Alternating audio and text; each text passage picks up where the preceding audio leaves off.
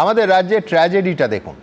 একদিকে এসআইআর প্রক্রিয়া ক্রমশ আরও জটিল হচ্ছে, দীর্ঘায়িত হচ্ছে, আর এই জটের কারণে প্রতিদিন হয়রানি বাড়ছে সাধারণ মানুষের। ঝাড়গ্রাম থেকে উত্তর চব্বিশ পরগনার আমডাঙ্গা ঘন্টার পর ঘন্টা লাইনে দাঁড়িয়ে শটান হাসপাতালে পৌঁছে যাচ্ছেন ভোটার থেকে বিডিও। আবার বলতে হবে যে এসআইআর নিয়ে এই ক্ষোভ কিন্তু স্বাভাবিক, কিন্তু যেভাবে এই ক্ষোভকে কৌশলে হিংসাত্মক চেহারা দেয়া হচ্ছে তার বিরুদ্ধেও আমাদের প্রতিবাদ থাকবে। এমনকি সরাসরি হিংসায় যারা উস্কানি দিয়েছে, নেতৃত্ব দিয়েছে, তাদের বিরুদ্ধে ন্যূনতম পদক্ষেপ সুপ্রিম কোর্টের নির্দেশ সত্ত্বেও, কমিশনের তাগাদা সত্ত্বেও প্রশাসন নিচ্ছে না। সরকারি অফিসে গুন্ডামি চালানো নেতারা আবার স্বমহিমায় দাপট দেখাচ্ছেন। এমনকি ভাঙচুর কাণ্ডে জেল থেকে বেরোনোর পর অভিযুক্তদের বীরের সংবর্ধনা দেওয়া হচ্ছে। আবার বলছি, এই সবকটা লক্ষণ অরাজকতার স্পষ্ট ইঙ্গিত। বেলডাঙ্গাকে যদি জঙ্গলের রাজত্ব বলতে হয়, তাহলে ফারাক্কাতে তো নৈরাজ্য বলতেই হবে। আজ আমার প্রথম বক্তা শিল্পী সমীর রাইচ। শুভ সন্ধ্যা সুমন।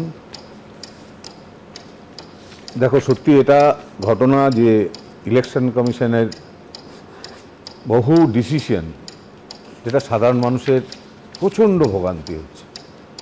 আমরা এরকম একই রকম জিনিস দেখেছিলাম যখন নোটবন্দি হয়েছিল, কিভাবে সাধারণ মানুষ ভুগেছিলেন। এটা মানতে কোনো দ্বিধা নেই।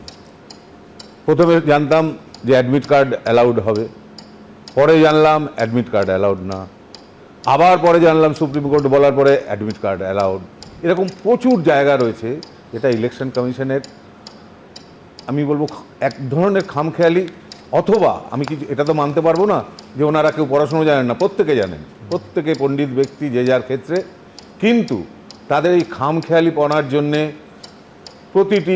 অসংখ্য মানুষের, প্রতিটি মানুষ বলবো না, অসংখ্য মানুষের কিন্তু প্রচণ্ড ভোগান্তি হচ্ছে। যখন দেখি যে একজন বয়স্ক মানুষ তিনি নল নিয়ে হিয়ারিংয়ে যাচ্ছেন, খুব খারাপ লাগে, খুবই খারাপ লাগে। যখন দেখি একজন লাইনে দাঁড়িয়ে হসপিটালে চলে যাচ্ছেন, সত্যিই খারাপ লাগে। ঠিক পাশাপাশি, এটা আমার বলতে কোনো দ্বিধা নেই, যেভাবে নৈরাজ্য হচ্ছে এই এসআইআর নিয়ে, সেটা কিন্তু আমাদের সবার প্রচণ্ডভাবেই ভাববার বিষয়, ইলেকশন কমিশনের অতি অবশ্যই। তবে ইলেকশন কমিশনকে আমার প্রথম থেকেই মনে হয়েছে ওনারা যেমন স্ট্রং, তেমনই কিছু কিছু জায়গায় ঠুটো জগন্নাথ। আমার বলতে কোনো অসুবিধে নেই। যেখানে পরিষ্কার দেখা যাচ্ছে যে এইভাবে হঠকারিতা হচ্ছে, বিডিও অফিসে ফারাক্কায় এইভাবে ভাঙচুর হলো, সেখানে এটা যদি সাধারণ মানুষ করতেন, তাদের বীরের সম্মান তো দূরের কথা, এতদিন অবধি তারা জেলে থাকতেন, আগামী আরও কয়েক মাস হয়তো জেলে থাকতেন।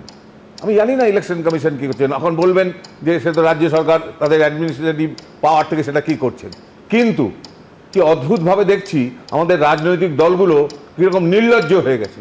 তা নাহলে যে সমস্ত ভারতবাসী দেখেছে এই টেলিভিশনের পর্দায় ফারাক্কায় কী ঘটনা ঘটেছে, তারপরে সেগুলো যারা ভেঙেছেন, মাননীয় বিধায়ক তিনি আজও পরিষ্কার বলছেন যে তারা মোটামুটি বীরের কাজ করেছেন, এবং সেটা তারা নাকি জনগণের বিক্ষোভ। মানুষের জন্য কাজ করেছেন, মানুষের জন্য, কোনো মানুষের করের টাকায় সরকারি অফিস ভেঙে বলছেন মানুষের জন্য কাজ।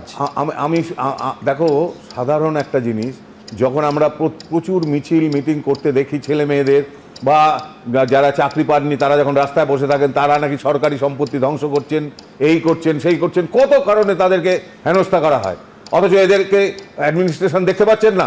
আমি ইলেকশন কমিশন বাদ দিলাম, রাজ্য সরকার দেখতে পাচ্ছেন না, তাদেরকে এইভাবে করা হচ্ছে। এবং আজকেও আবার সেই মনিরুল ইসলাম কিভাবে তিনি ওইভাবে ইনস্ট্রাকশন দেয় বিডিও অফিসে গিয়ে, ওনার তো সঙ্গে সঙ্গে অ্যারেস্ট হওয়া উচিত। আমরা দেখলাম এসআইআর জন্য এইখানটায় যখন আইপ্যাকের অফিসে হানা হলো, কীভাবে সেইখানে ইন্টারভেন করা হলো, কোনো অ্যাকশান আছে? কোনো অ্যাকশান নেই। এটা তালে আমি বলবো ইলেকশন কমিশন কি সত্যি একেবারে ঠুটো জগন্নাথ? এটাই আমাদের মনে হচ্ছে। আমি এইটুকু বলতে চাইছি যে মানুষেরকে এই ভোগান্তি থেকে আপনারা রেহাই দিন।